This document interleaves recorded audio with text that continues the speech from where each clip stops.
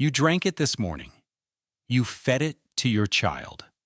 You brushed your teeth with the water it bottled, swallowed the pill it coated, sipped the coffee it ground, ate the chocolate it pressed, and gave your dog the food it manufactured. You did all of this without ever saying its name, because Nestle doesn't want you to. The largest food company on earth is also the most invisible. It owns more than 2,000 brands across 186 countries, controls roughly 20% of the global bottled water market, dominates infant formula in the developing world, and sits on a portfolio so vast that the average household in any major city consumes a Nestle product before noon without realizing it. This is not a story about a Swiss chocolate maker. This is the story of how one company learned that the deepest moat in capitalism is not technology, not branding, not even scale. It is dependency. Nestle built a $300 billion empire by understanding something most corporations never grasp. If you sell what people want, you compete forever. If you own what people cannot live without, you never compete again. And once you understand how this empire was assembled, brand by brand, country by country, crisis by crisis, you will start seeing it everywhere. In your fridge, in your medicine cabinet, in the bottled water at your gym, in the formula tin in a hospital nursery on the other side of the world. The empire is not hidden. You just never knew what to look for. And by the end of this video, you will understand exactly how a Swiss pharmacist working in a small workshop on the shores of Lake Geneva built the blueprint that today controls roughly 2% of every dollar spent on packaged food on planet Earth. The empire began with a dying baby.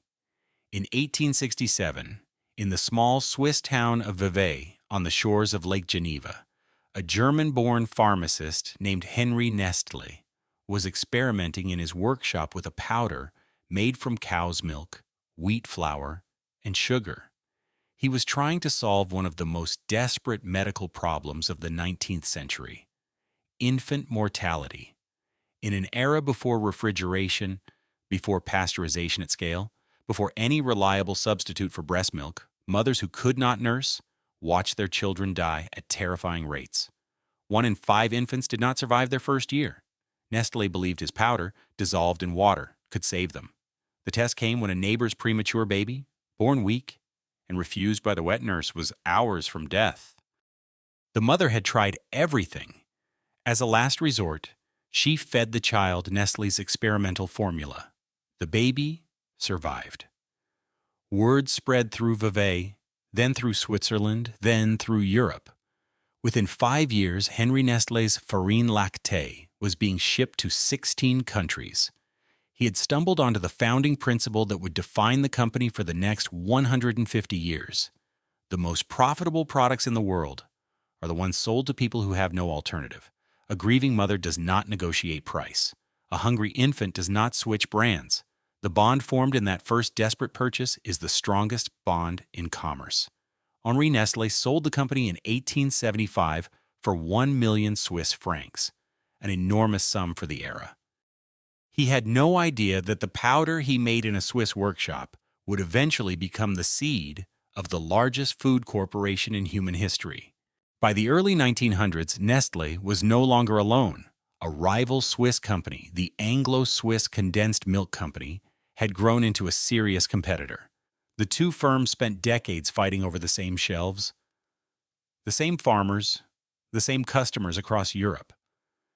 Then the First World War rewrote the rules.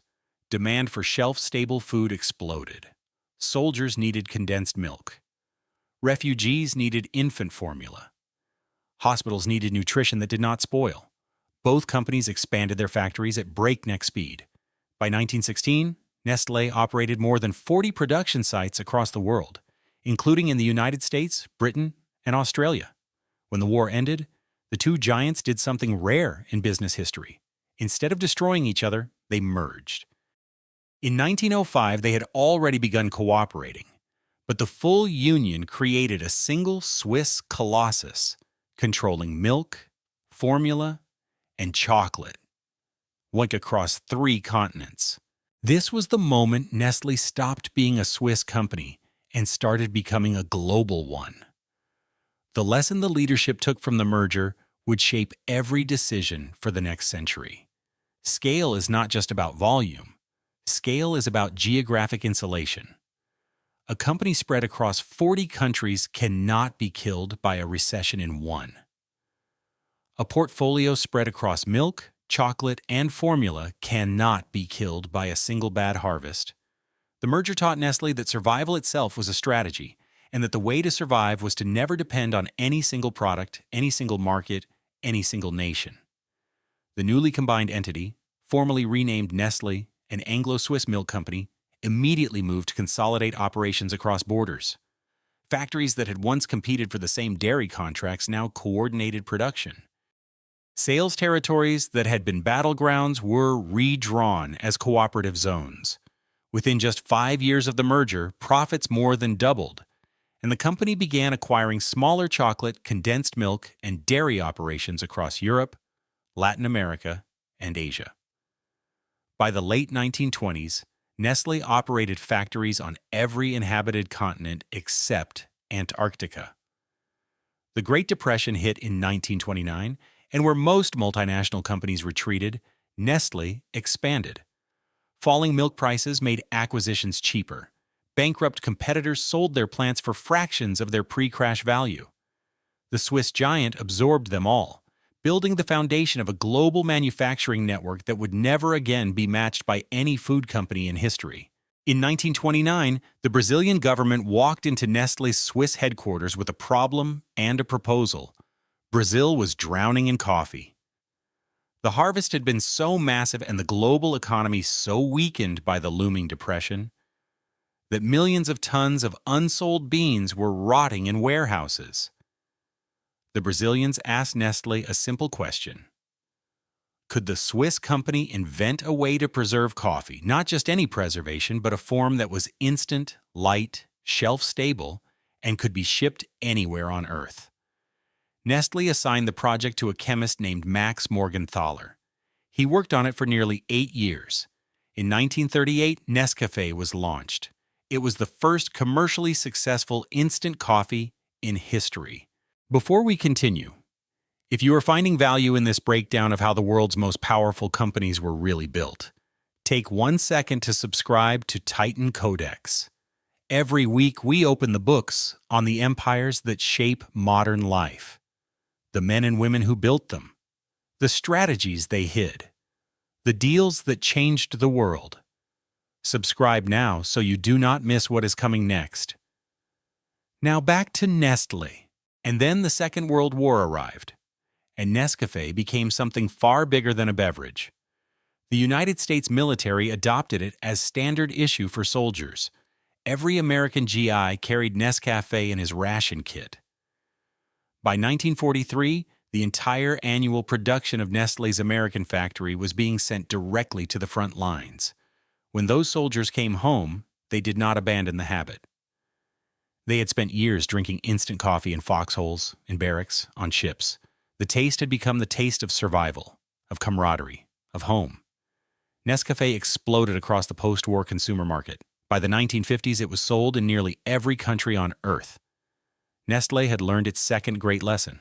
The fastest way to build a global brand is to put it in the hands of soldiers during a war they will remember for the rest of their lives.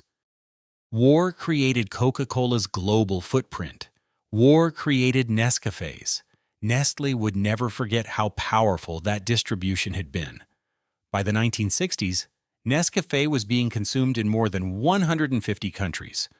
The brand had become so dominant that in many emerging markets, the word Nescafé was used as a generic term for instant coffee, the same way Kleenex came to mean tissue or Xerox came to mean photocopy.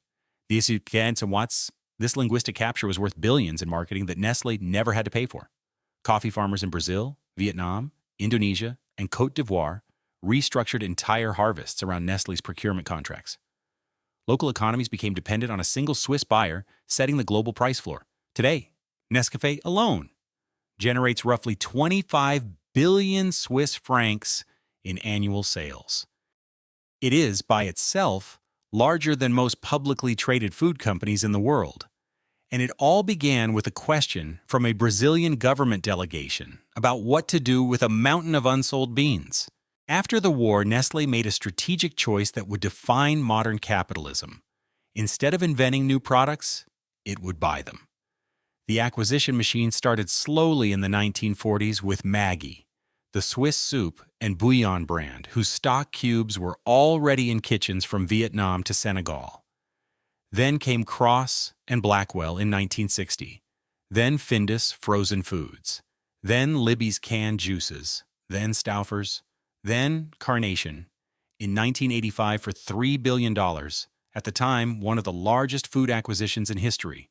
Then Rowntree, the British chocolate maker behind Kit Kat and Smarties, in 1988 for $2.5 billion. Then Perrier in 1992. Then San Pellegrino in 1997. Then Ralston Purina in 2001 for $10 billion, instantly making Nestle the largest pet food company on Earth. Then Gerber Baby Food in 2007 for $5.5 billion. Then most of Pfizer's nutrition business in 2012 for nearly $12 billion. Each acquisition followed the same template. Find a brand that people already love, buy it.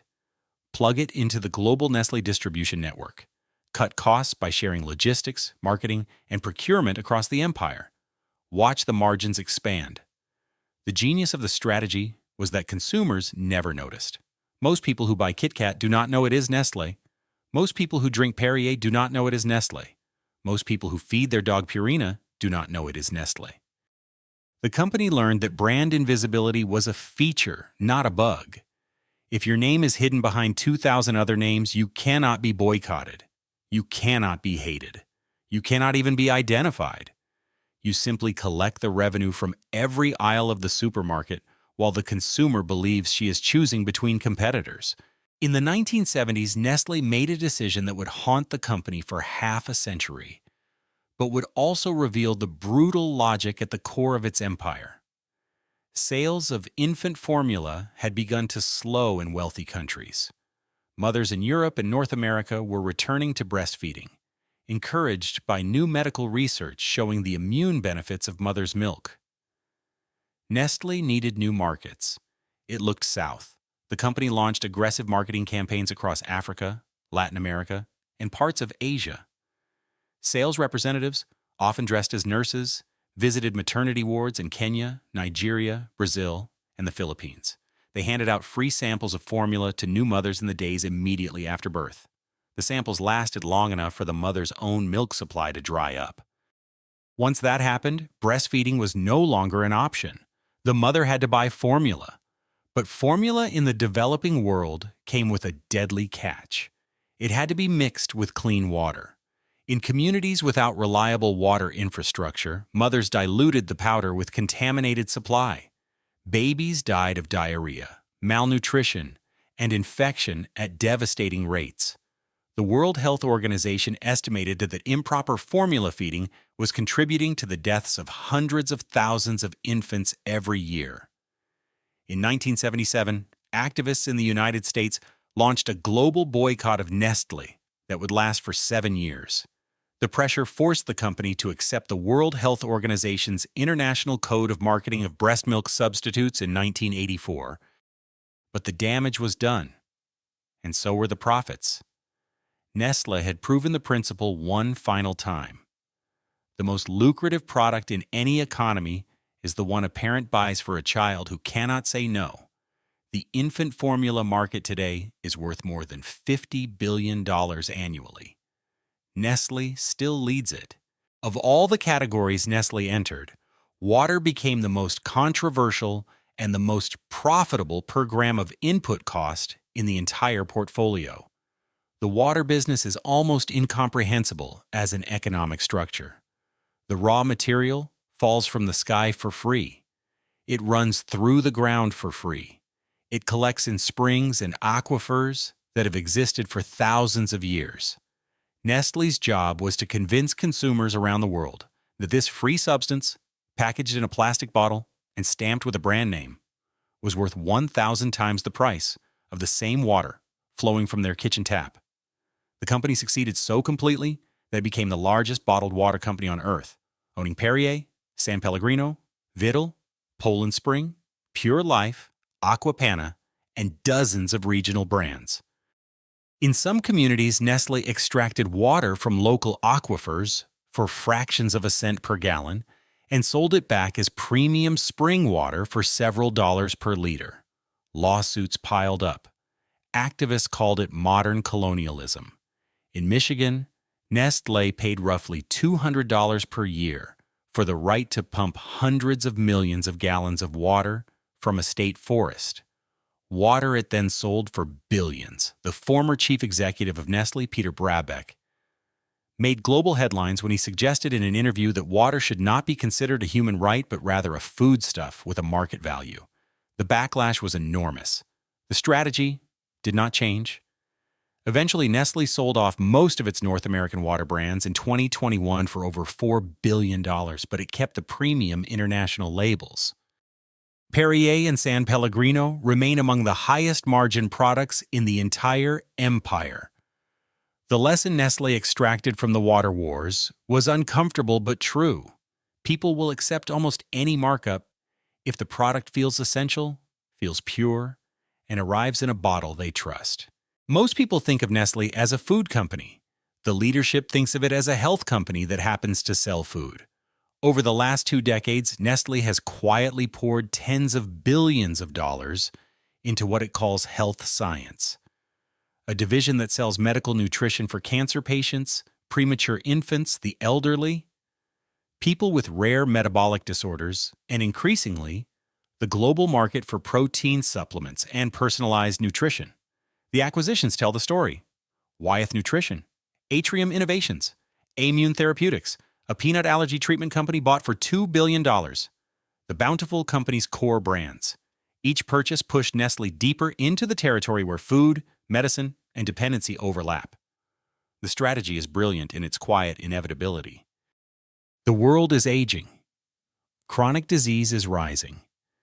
Healthcare systems everywhere are buckling under the cost of treating conditions that are partly nutritional in origin.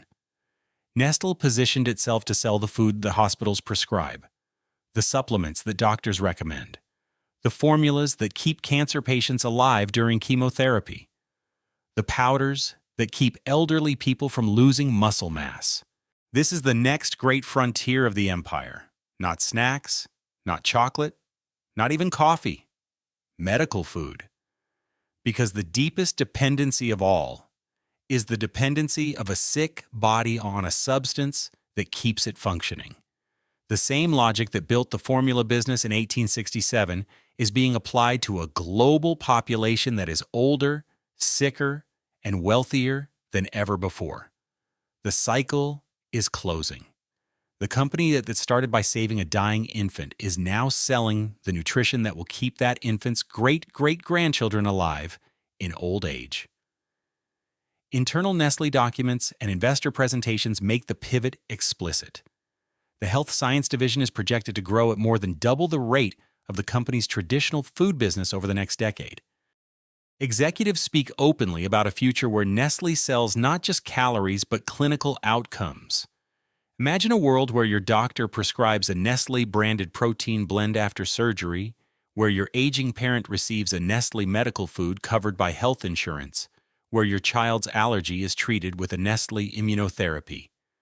The world is already being built, factory by factory, patent by patent, hospital partnership by hospital partnership. The genius of the health science strategy is that it converts a regulated, low-margin food business into a regulated, high-margin pharmaceutical-adjacent business while keeping the same Swiss logistics network, the same supplier relationships, the same global distribution backbone. Nestle does not need to invent new infrastructure.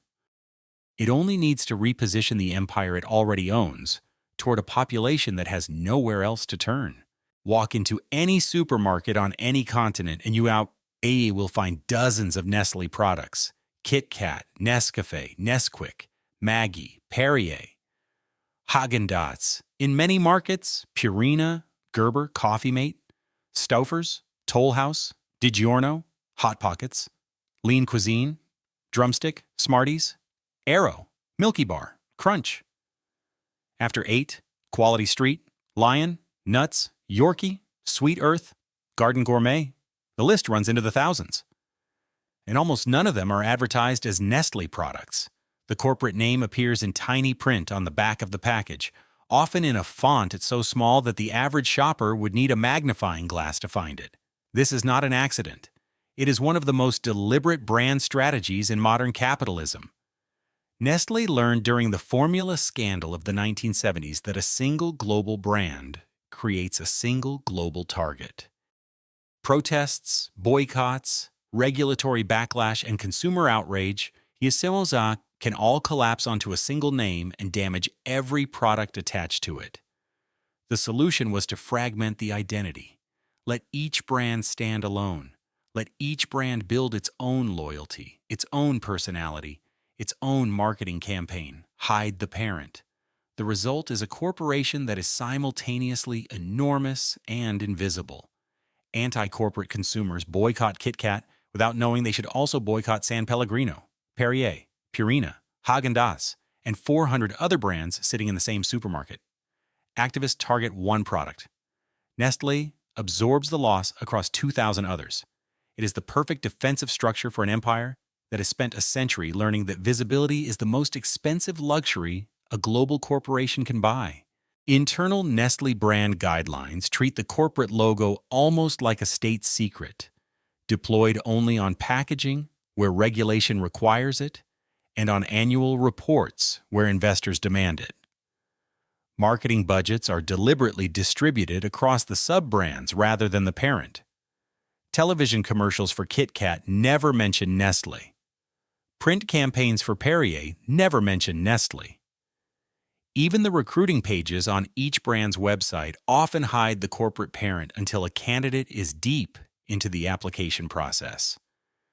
The result is that consumers who would never knowingly buy from a multinational conglomerate end up filling their carts with its products every single week, convinced they are choosing local, artisanal, or independent brands. Most empires fall because they overreach. They invade markets they cannot defend. They pick fights they cannot win.